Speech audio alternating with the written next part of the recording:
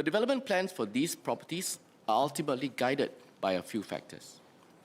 We must first have regard to URA's master plan, which takes into account the intrinsic heritage value of the properties, amongst other factors.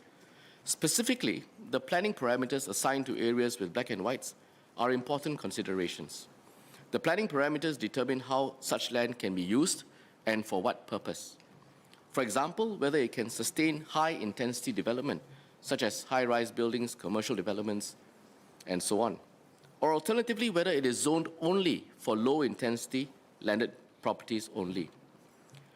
Where possible, we will also consider if these properties can be modified for other uses or integrated as part of new developments with a view to rejuvenating and revitalizing the area.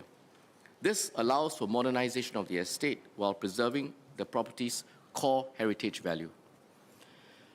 In addition, we also take into account that these properties, which are dated to begin with, will require more maintenance and upkeep, and this will cost more.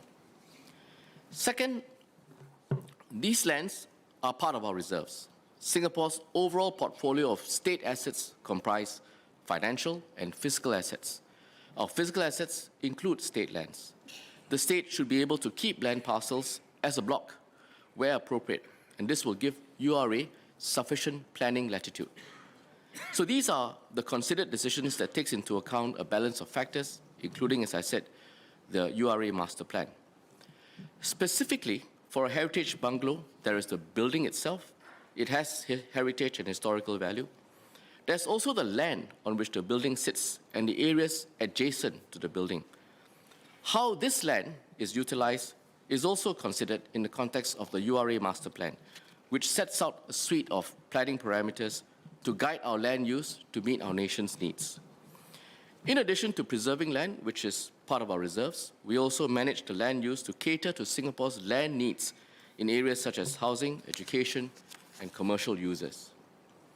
Accordingly, over time, SLA has carefully broadened the usage and deployment of these properties to meet the evolving needs of Singapore.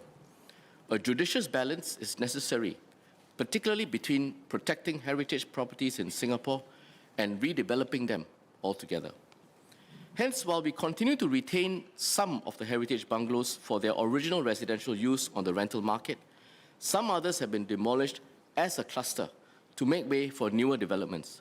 Others have been repurposed for different uses such as commercial and retail, or for example, F&B.